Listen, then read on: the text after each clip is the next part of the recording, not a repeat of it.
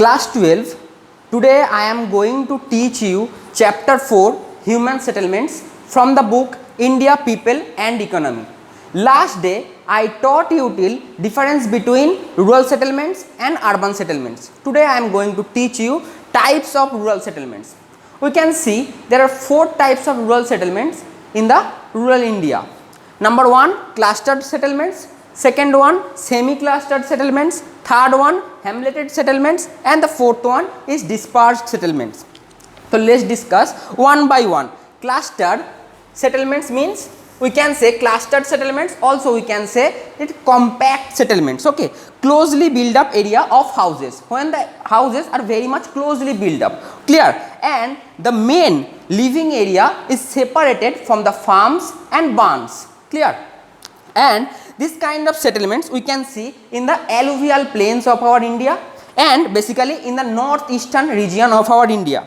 And also this kind of settlements grew up for different reasons. Number 1 is for security reasons or defense reason. Another reason is for the scarcity of water. For scarcity of water, this kind of compact settlements grew up in Rajasthan region.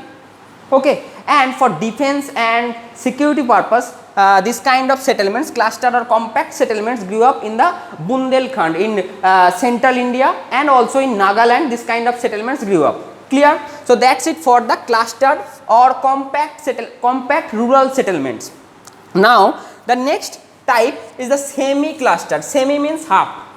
Semi-clustered. Semi means half compact settlements or half compact rural settlements. This kind of settlements grew up when some group of people want to create some clustered or compact settlements. On that time they create the semi-clustered or semi-compact settlements. Okay, and another reason behind these types of settlements grown up, reason is, suppose this is a compact settlements, clear. Now in the central part, the dominant community live in the central region. Now the poor class people or marginalized people, they sometimes choose, sometimes forced to settle little far from the main region. Okay, sometimes they choose or sometimes they forced to settle in the little far from the main region. On that time they create here semi-clustered or semi-compact settlements. Clear? So the dominant community settle in the middle part or central part of the region and they create some compact settlement here, and the poor class sometimes they choose, sometimes they force to settle little far from the main region, and on that time they create this kind of semi-clustered settlements. Clear? And this kind of semi-clustered settlements or semi-compact settlement we can see in some part of Gujarat and some part of our Rajasthan.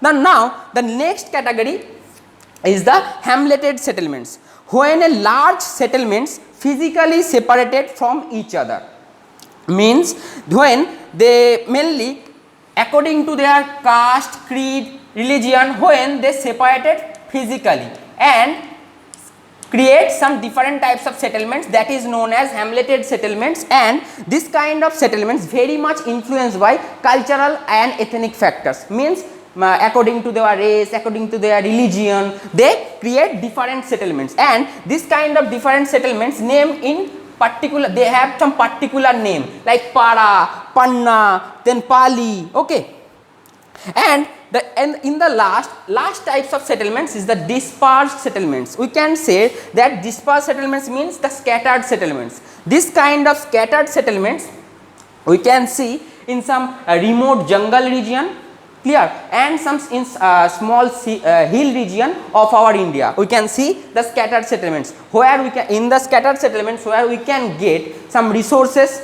when resources present some in particular region, on that region the people wants to settle there and create some dispersed settlements or scattered settlements. Okay, and this kind of settlements we can see mainly in the Meghalaya, Uttarakhand region. Okay, so these are the all types of rural settlements in our India: clustered or compact settlements, semi-clustered or semi-compact settlements. Second one is hamleted settlement, and the last one is dispersed settlements. Clear? And in my next class I will teach you in brief about urban settlements. Thank you.